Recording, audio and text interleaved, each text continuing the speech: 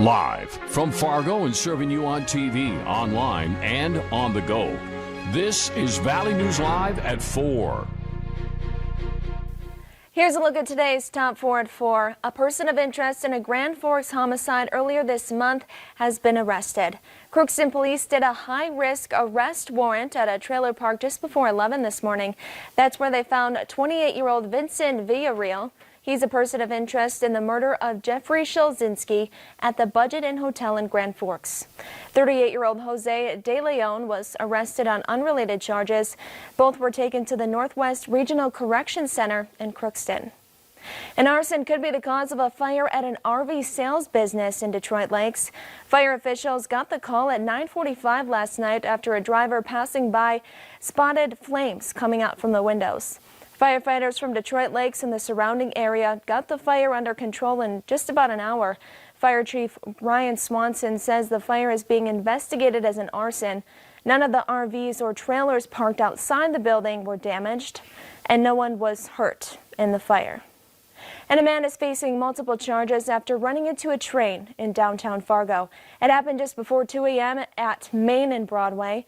When officers arrived, they found 39-year-old John Oakwall alone in his car. Officers said he was not injured but seemed to be drunk.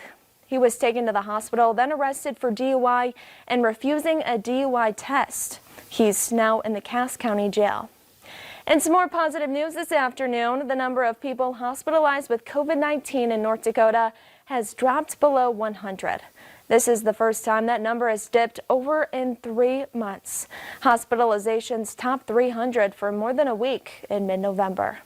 That wraps up today's Top 4 at 4. Now let's get a first look at our weather with Chief Meteorologist Nathan Hopper.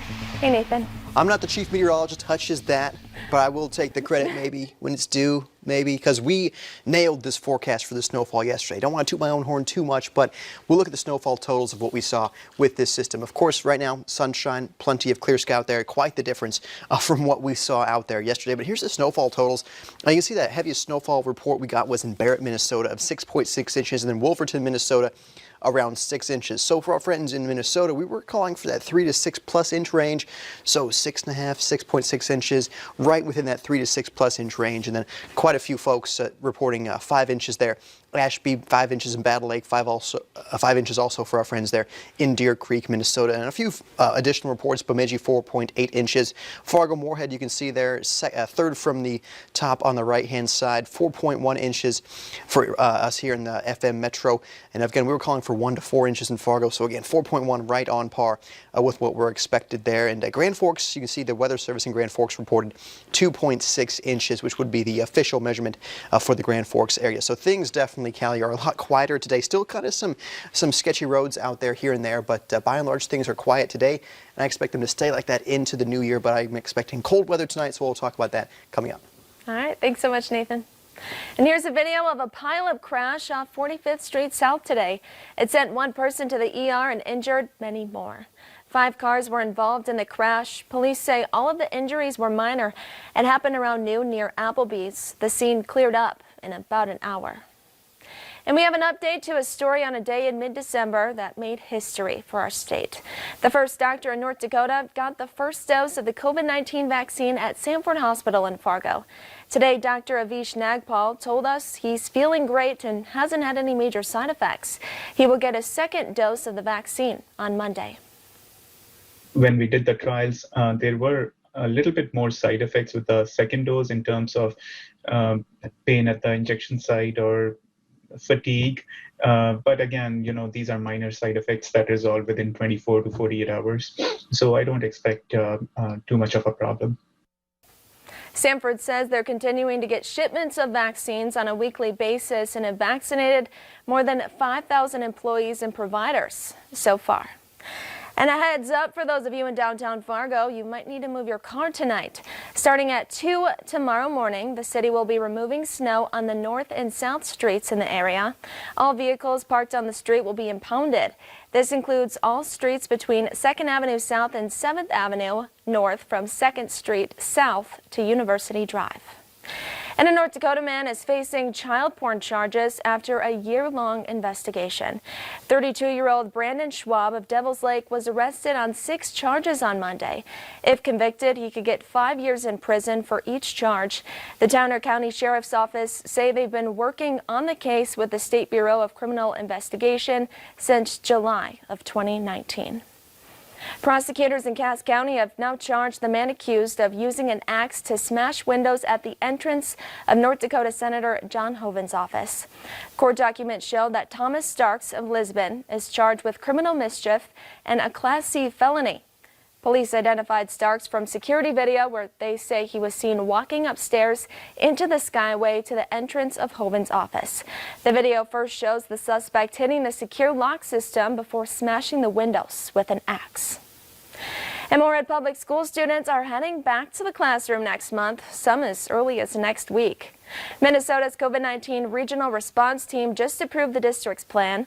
Pre-K through 2nd grade students will begin in-person learning on Tuesday, January 5th. Students in grades 3 through 8 will begin hybrid learning on January 6th before going to in-person learning on January 19th. Moorhead High School will transition to hybrid learning on January 25th.